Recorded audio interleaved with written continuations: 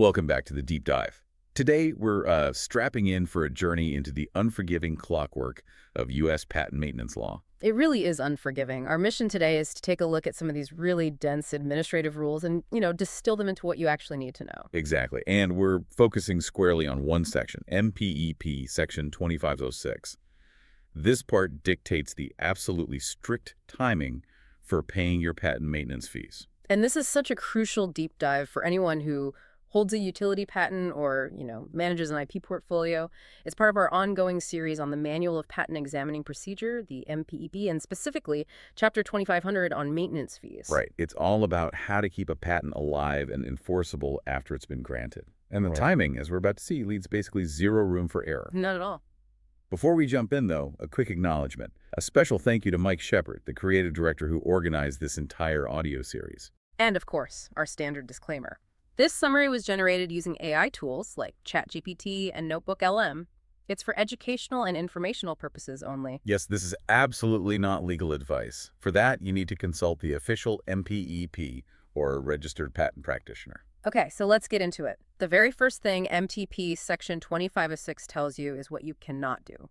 You cannot pay these maintenance fees years in advance. Wait, hold on. Why not? I mean, if I'm a big company with thousands of patents, or even just one inventor who wants peace of mind, prepayment seems like a no-brainer. Why would they legislate against that? It all comes down to money, really. The foundation is in the U.S. Code, specifically 35 U.S.C. 41F.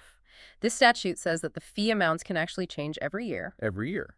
Every single year on October 1st. The fees are tied to the Consumer Price Index, the CPI, which is determined by the Secretary of Labor. So the government itself doesn't know what the fee will be in 2 years. So let me get this straight.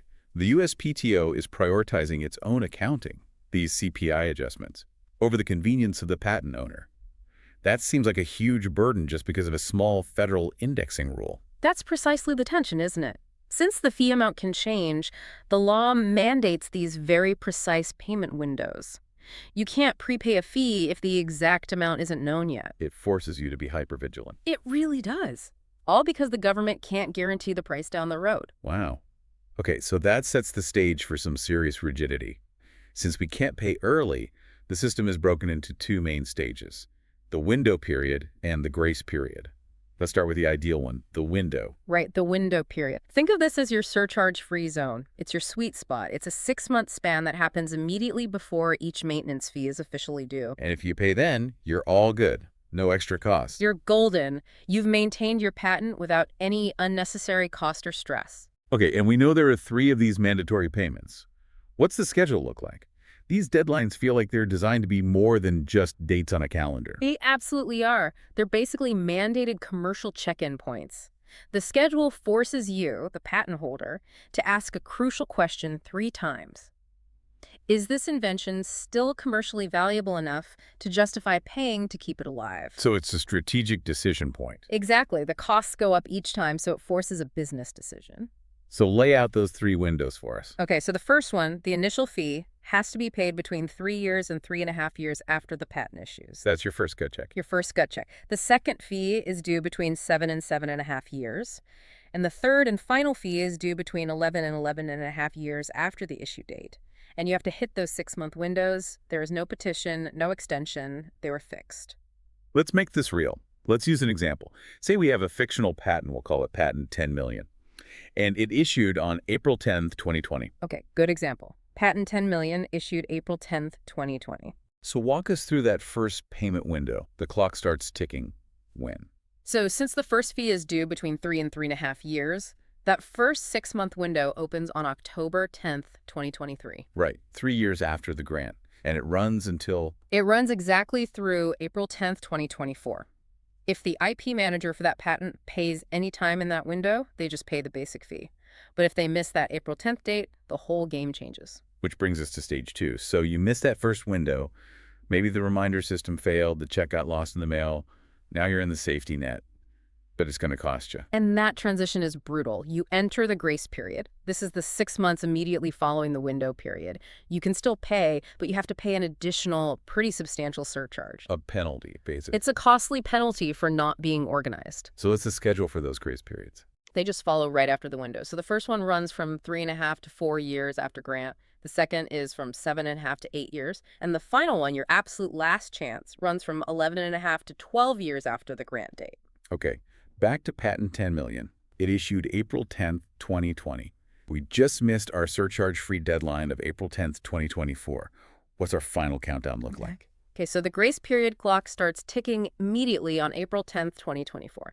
It runs for exactly 6 months, ending on October 10th, 2024. That is the absolute final day to pay the maintenance fee plus the surcharge. And here's the big one, the high-stakes takeaway. Right. What happens if you miss that October 10th, 2024 deadline? Fee and surcharge, all of it. It's over. If the fee and the surcharge are not paid by the end of that day, patent 10 million is irrevocably expired.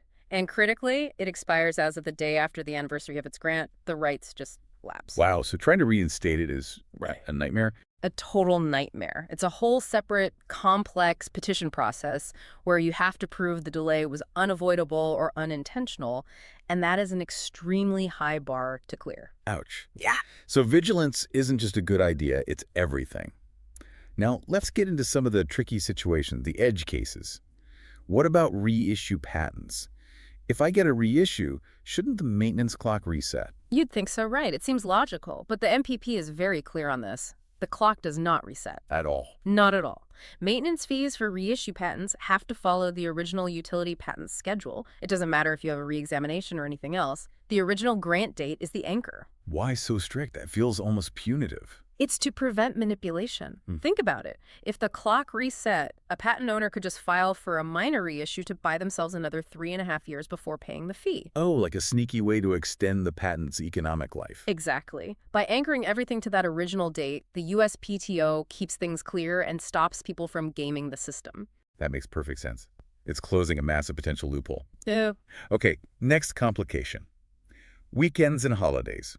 If our big October 10th deadline for patent 10 million falls on a Saturday, do we get a break? You do, but this is a rule that's loaded with a really critical nuance. If that final day of the grace period falls on a Saturday, Sunday, or a federal holiday in Washington, D.C., you can make the payment on the next business day. Okay, so that's a bit of relief. It seems like it's a common sense allowance. Yeah. But, and this is the big but, that provision does not mean your patent is safe until Monday. Uh-oh. What do you mean? This is the detail that trips people up. While the USPTO will accept your payment on Monday, they'll process the paperwork as timely.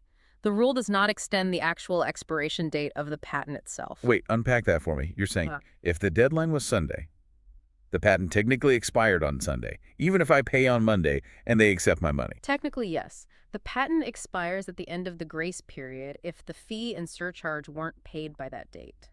The procedural grace for filing on a non-business day doesn't actually override the statutory life of the patent. So your patent could have a legal gap of a day or two where it was technically expired. It could. You're relying on a filing rule, but the underlying legal clock never stopped ticking. It's a huge distinction. That is exactly why we do these deep dives. It's so easy to read that rule and think you're fine, but the legal reality is totally different. And if you connect this to the big picture, MPEP Section 2506 has this incredibly detailed framework because the USPTO needs that certainty for its records and for the public. The rules create clarity, but they put this immense burden squarely on the creator. So what this all really means is that a patent owner's calendar system has to be, almost military grade in its precision. It's the cost of certainty in patent law. These schedules are designed to balance the PTO's administrative efficiency with the need for inventors to have predictable deadlines. But non-extendable means you have to be constantly on guard. And that's our final thought for you to think about. This whole system forces hypervigilance. How much infrastructure, how much overhead do these rigid deadlines put on small companies or independent inventors, all to avoid accidentally losing a valuable asset because of a CPI adjustment or a weekend? It really puts the maximum administrative burden on the person who might be least equipped to handle it, the creator. It's the ultimate administrative compliance test. Thank you for joining us for this deep dive into MPP Section 2506. We hope you feel better informed about the true cost of maintaining your intellectual property. We'll see you next time.